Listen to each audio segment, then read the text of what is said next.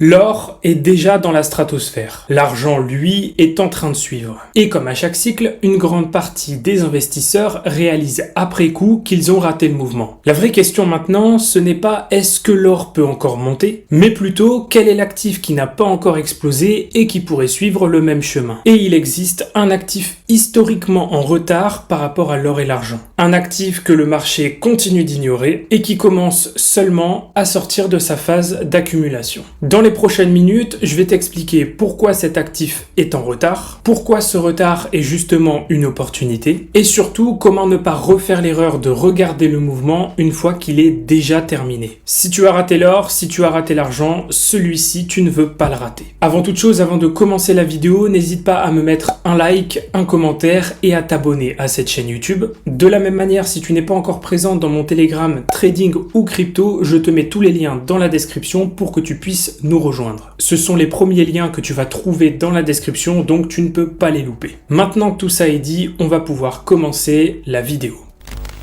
On va aborder cette vidéo en plusieurs parties. La première partie, on va parler des raisons de l'explosion à venir du WTI, donc du pétrole. C'est de cet actif dont on va parler dans cette vidéo. Et dans un second temps, on va voir le spread, le ratio entre le pétrole d'une part et le gold de l'autre part. On va comparer ces deux actifs et vous allez voir que ce ratio, ce spread, est sur un niveau extrêmement intéressant, historiquement bas, sur lequel on peut s'attendre à une surperformance du pétrole par rapport à l'or, mais ça, on le verra dans une deuxième partie. On va commencer donc par le premier point, l'intensification des tensions géopolitiques et le risque de disruption par rapport à l'offre. On voit donc dans un premier temps qu'on a actuellement, je pense que ça n'a échappé à personne, des tensions fortes au niveau du Moyen-Orient. Donc notamment entre les États-Unis et l'Iran. On sait que l'Arabie Saoudite traîne aussi un petit peu dans l'histoire. On sait que Israël traîne aussi dans l'histoire. Bref, on a vraiment un conflit qui est généralisé dans cette zone-là du Moyen-Orient. Le problème, c'est quoi? Le risque, c'est quoi? Eh bien, c'est des perturbations au niveau des exportations via le détroit d'Ormuz. D'accord? Donc, pour faire simple, le détroit d'Ormuz, pas besoin de vous prendre la tête là-dessus, c'est littéralement une route du pétrole. C'est un passage indispensable pour le pétrole brut du Moyen-Orient. Donc vous vous doutez bien que si on a un problème au niveau du détroit d'Ormuz, ça va directement impacter l'offre de pétrole disponible et donc par définition créer un impact direct sur le prix à la hausse. Donc ça c'est le premier point sur les fondamentaux qui me donne plutôt un sentiment de marché bullish aussi sur le WTI. Deuxième point, on voit qu'il y a des affrontements en ce moment autour de navires, donc de pétroliers, au large de l'Iran. D'accord ? On a vu la dernière fois que le régime iranien avait amarré, je pense qu'on dit comme ça, un pétrolier américain, donc tenté d'en prendre le contrôle.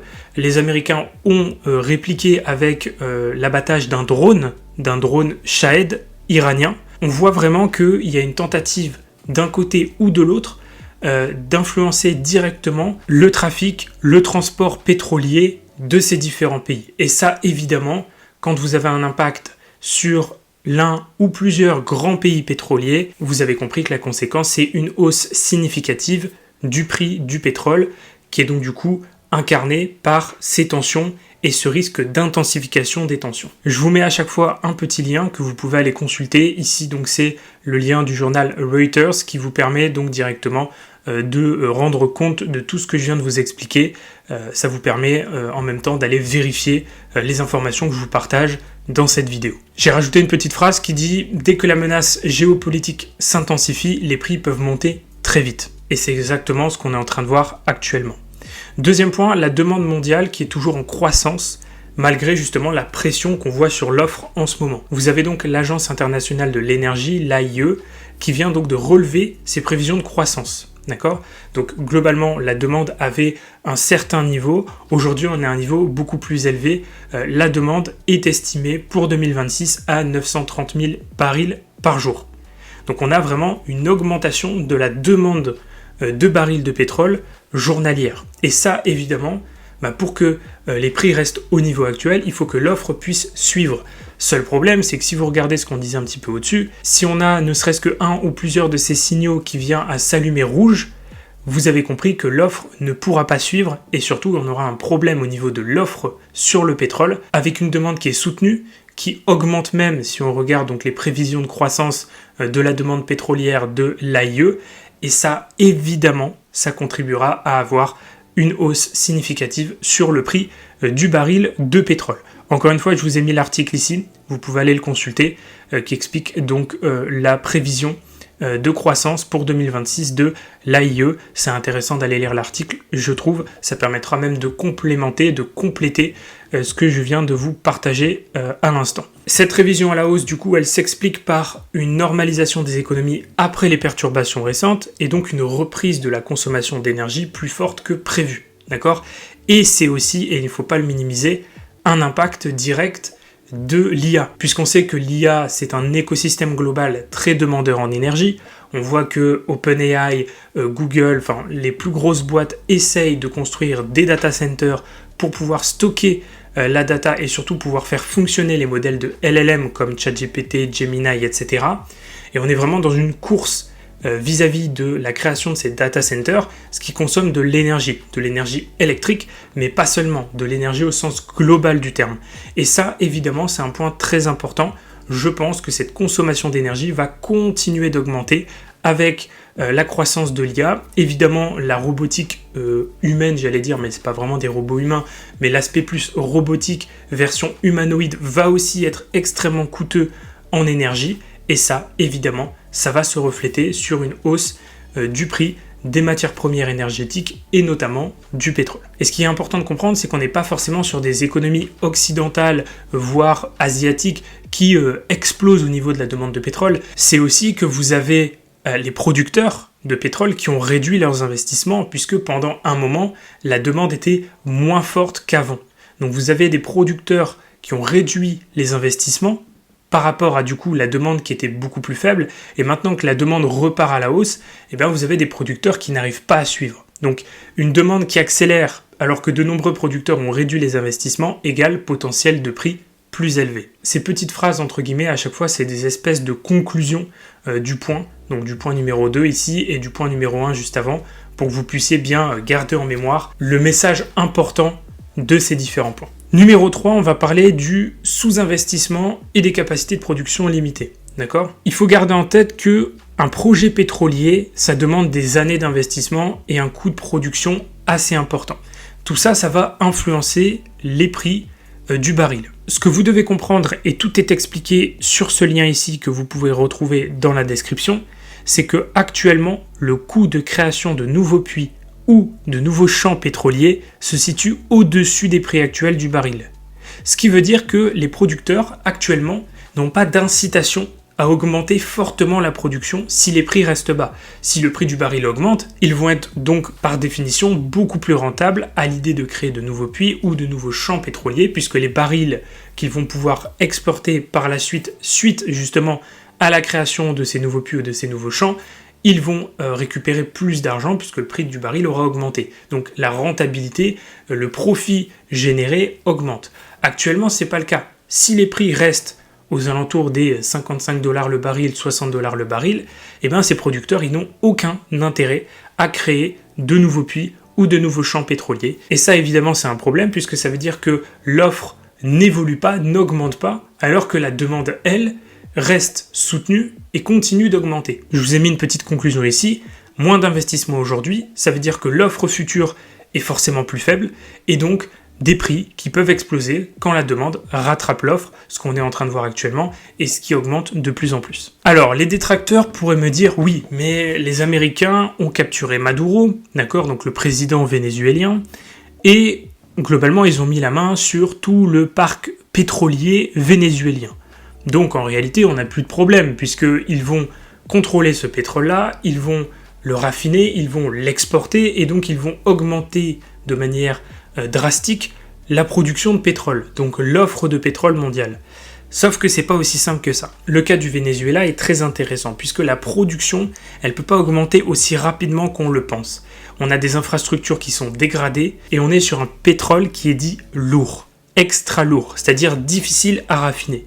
Donc on n'est pas dans une situation où les Américains ils arrivent au Venezuela, ils prennent le pétrole, ils le raffinent facilement, et puis ils peuvent l'exporter, faire des profits et augmenter de manière extrêmement rapide l'offre de pétrole disponible sur le marché. Ça ne fonctionne pas comme ça, surtout avec des infrastructures qui sont dégradées et un pétrole qui est difficile à raffiner. Ce que vous devez retenir vraiment à ce niveau-là de la vidéo, c'est que une offre potentielle existe que lorsqu'elle est réellement disponible. D'accord ? Le marché, sinon, va continuer de pricer une prime de risque. Si vous avez une nouvelle offre réelle qui arrive sur le marché, dans ce cas-là, les prix vont chuter. D'accord ? Puisque vous aurez une demande qui restera la même, qui certes croîtra peut-être un petit peu, mais si l'offre explose à la hausse avec l'arrivée du pétrole vénézuélien, il n'y a plus de problème, on a suffisamment d'offres avec une demande qui reste stable, les prix vont chuter ou vont rester au niveau actuel. Par contre, actuellement, c'est une offre potentielle, c'est-à-dire que ce pétrole-là n'est pas encore raffiné et n'est pas disponible tout de suite. Ce qui veut dire que les marchés ne vont pas pricer l'arrivée de cette offre sur les marchés puisqu'elle n'est que potentielle. Et c'est vraiment ce qu'il faut comprendre. C'est un peu la différence avec le marché du pétrole et d'autres actifs. Sur d'autres actifs, vous avez des investisseurs qui vont pricer en avance une échéance, un résultat, une news économique, etc. Au niveau du pétrole, c'est différent, puisqu'on parle d'un flux tendu. On parle d'une demande et d'une offre à un instant T. Si l'offre ou la demande est potentiellement plus importante, mais qu'elle n'est pas réelle, les marchés ne vont pas du tout, ou en tout cas beaucoup moins, la prendre en considération, et ils vont continuer de pricer le risque par rapport à la situation à l'instant T. D'accord ? Donc ça, il faut vraiment bien le comprendre. On parle vraiment de la situation à l'instant T. Cette vidéo peut être totalement obsolète dans 6 mois si on a une évolution plus ou moins forte au niveau de l'offre ou la demande. Mais pour l'instant, ce n'est pas le cas et on est obligé de faire avec les informations qui sont à notre disposition à ce moment T. J'ai précisé un petit peu plus, je ne suis pas un expert du pétrole, je ne suis pas un ingénieur dans ce domaine, voilà. Je précise juste quelques points techniques. Il faut comprendre que le pétrole vénézuélien nécessite des diluants. Ces diluants qui sont importés nécessitent des raffineries spécialisées et ne remplacent pas un pour un le WTI. Ça aussi c'est très important de le rappeler, comme je le disais, c'est un pétrole qui est lourd, extra lourd, difficile à raffiner et il n'a pas un ratio de 1 pour 1 avec le WTI. C'est-à-dire qu'il vous faut beaucoup plus de pétrole vénézuélien pour équivaloir à une unité de pétrole WTI ou Brent. D'accord ? Donc ça, c'est vraiment important de le comprendre. Il ne faut pas tomber dans le truc de se dire le pétrole ne montera pas parce que les US ont mis la main sur Maduro et qu'ils ont maintenant accès au pétrole vénézuélien. C'est beaucoup plus complexe que ça. Et d'ailleurs, vous le voyez au niveau du prix du pétrole, depuis la capture de Maduro, le pétrole a continué d'augmenter et on est passé de 60$ environ à 65$ actuellement. D'accord ? Donc, ça n'a pas vraiment de sens de penser de cette manière-là. En tout cas, c'est une pensée qui est trop réductrice, trop facile et qui peut nous faire tomber dans des biais cognitifs assez dangereux. Donc, si on prend la situation qu'on a actuellement, on voit que donc l'impact baissier est structurel et long terme, pas cyclique court terme, évidemment, à partir du moment où on n'a pas de nouvelles informations, où on n'a pas un changement drastique au niveau de l'offre ou de la demande, etc. Donc si on regarde la situation à l'instant T, on a plutôt un impact baissier sur l'offre, qui est structurel, qui est long terme, et qui n'est pas cyclique à court terme. D'accord ? On parle vraiment de producteurs qui n'ont pas d'intérêt à mettre en place de nouvelles unités de production. On a un pétrole vénézuélien qui ne vaut pas un ratio 1 pour 1 avec le WTI, qui est difficile à raffiner parce que lourd et extra lourd. Et on a des tensions géopolitiques qui, jusqu'à preuve du contraire, ne sont pas amenées à se résoudre du jour au lendemain. C'est vraiment ça qu'il faut comprendre parce qu'on va chercher à avoir sur le pétrole une logique d'investissement ou de trading en fonction de ce que vous voulez faire, qui est plutôt sur le moyen long terme, jusqu'à preuve du contraire, c'est-à-dire jusqu'à un changement drastique au niveau de l'offre et ou de la demande. Maintenant que ça c'est vu, on va passer sur la partie graphique et on va regarder le ratio entre le WTI et le gold. Je vous retrouve donc ici sur le ratio US Oil Gold. C'est pas un actif que l'on va trader et c'est surtout pas un actif où on va tracer des supports trendline résistance ou ICT ou Ishimoku ou ce que vous voulez. On va vraiment l'analyser comme un ratio avec des niveaux psychologiques au-dessus, en dessous. Au-dessus de tel niveau, ça va nous intéresser, en dessous de tel niveau, ça nous intéresse pas, etc., etc. Ici, on est donc en mensuel, et ce que je veux vous montrer tout de suite en dézoomant au niveau du graphique, c'est qu'on arrive sur un niveau historiquement bas, parce que ici, l'historique qu'on a, en tout cas le plus ancien, c'est juin 1973. Ce ratio était à 0.03, d'accord ?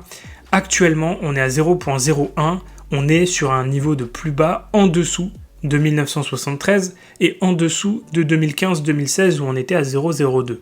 Donc on est déjà sur un niveau de plus bas historique. Maintenant que j'ai dit ça, je vais faire une petite contextualisation pour que vous compreniez ce qui se passe. Ce ratio fonctionne très simplement.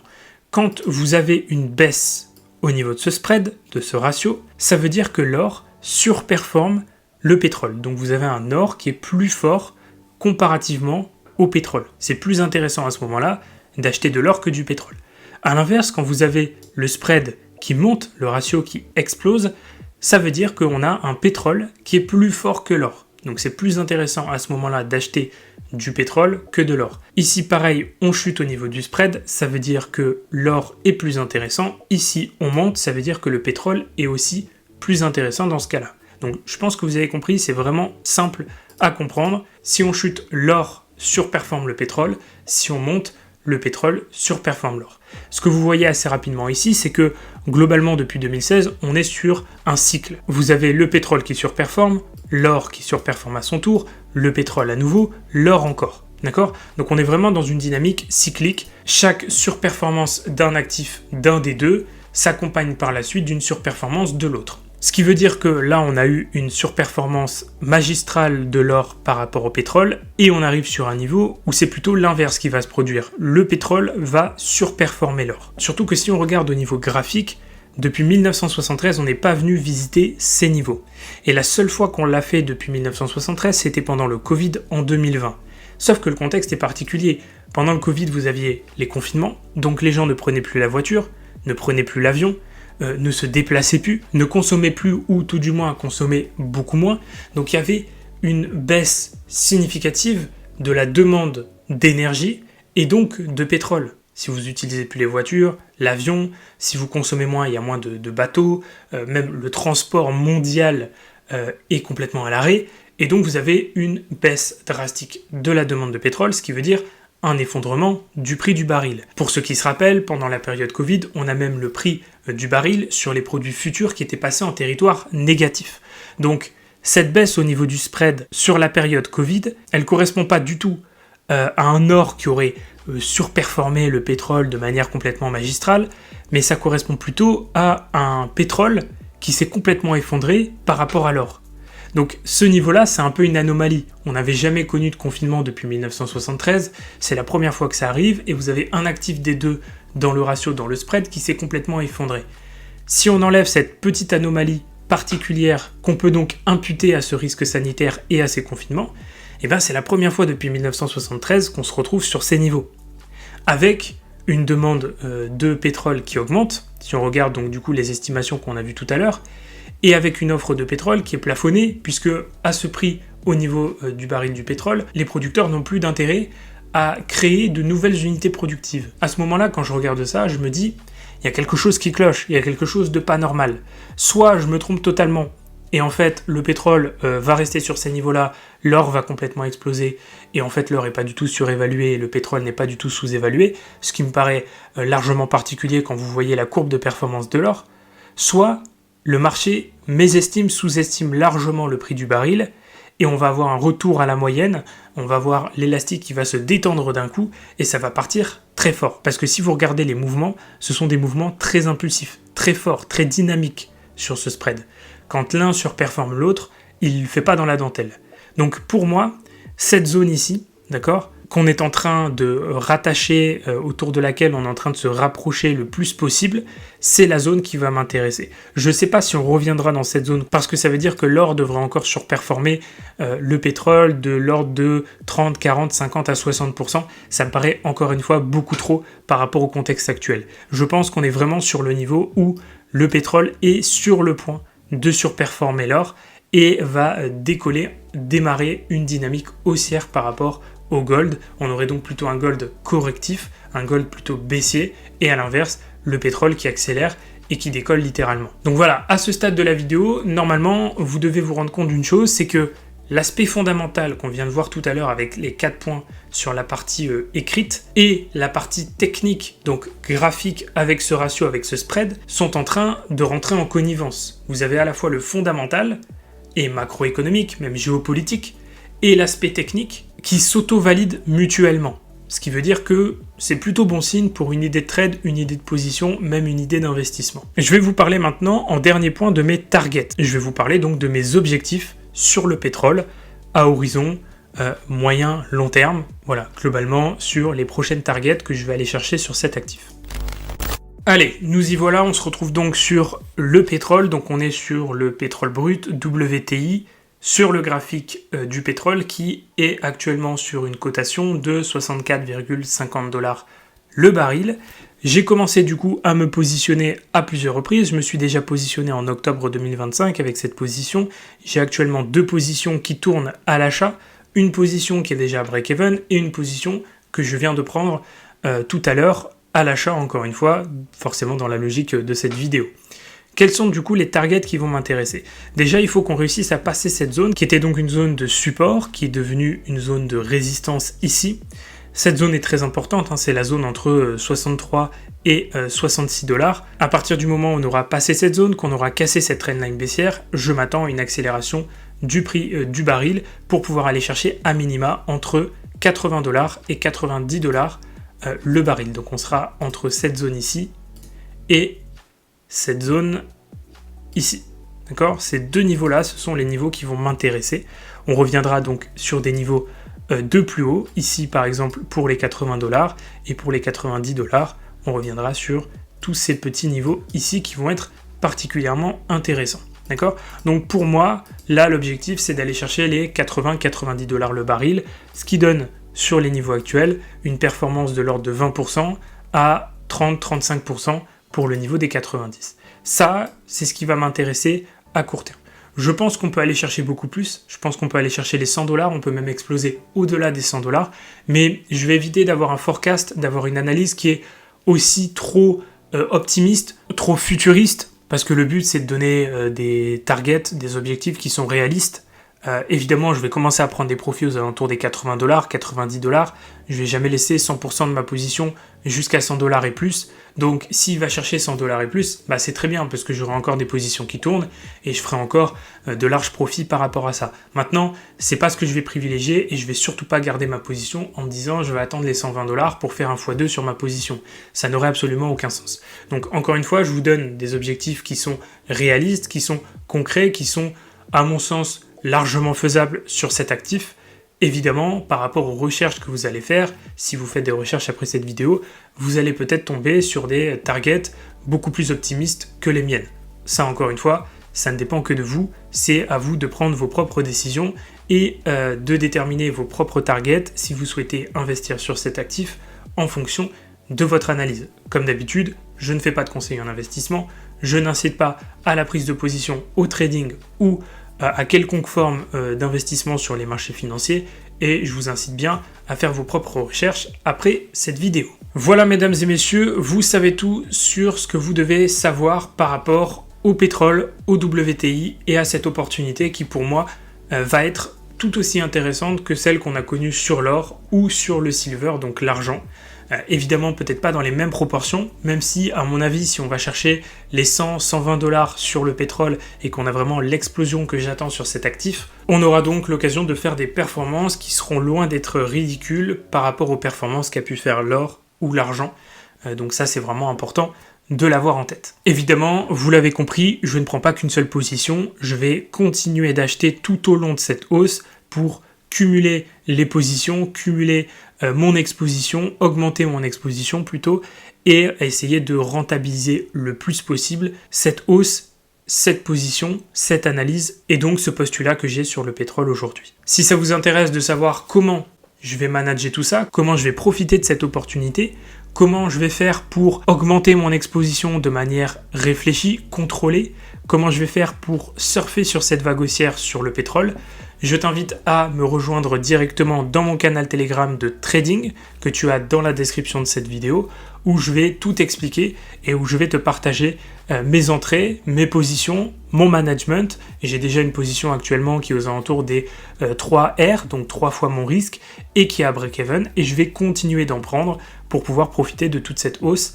Je t'explique tout ça du coup sur le Telegram, je t'invite à me rejoindre, tu as le lien dans la description, c'est totalement gratuit, donc ce serait bête de ne pas en profiter. Allez, sur ce, je crois que j'ai fait le tour pour cette analyse et ces explications, et je vous laisse avec l'outro de cette vidéo. Ce qu'il faut retenir, c'est simple. Les marchés sont cycliques. Le pétrole est en retard et à des niveaux largement sous-évalués. Aujourd'hui, on n'est ni en phase d'euphorie, ni en phase de distribution. Le WTI est encore dans une zone d'accumulation, là où les gros profits se construisent, pas là où ils se prennent. Évidemment, aucun actif performe immédiatement et en ligne droite. Mais le risque ratio reward commence à être extrêmement intéressant pour ceux qui vont savoir être patients. J'espère que cette vidéo t'aura été utile, j'espère que tu l'as appréciée. Si c'est le cas, n'hésite pas à me mettre un like, un commentaire et à t'abonner à cette chaîne YouTube. Si tu souhaites rejoindre mes canaux Telegram, tu as tous les liens dans la description, de même que pour mes formations et accompagnements. Cette analyse sur le WTI, donc le pétrole, c'est une analyse que j'ai partagée il y a maintenant plusieurs semaines sur mon canal Telegram de trading. Et depuis, on a un pétrole qui ne fait qu'exploser avec de très bonnes performances. Donc tout ça, tu le retrouves comme d'habitude sur mon canal Telegram. C'est là-bas que je partage la majorité de mes analyses. Sur ce, je crois que j'ai tout dit. Je vais vous laisser ici. Je vous souhaite à tous une excellente journée ou une excellente soirée. Et nous, comme d'habitude, on se retrouve dans de prochaines vidéos pour de nouvelles analyses et de nouveaux partages.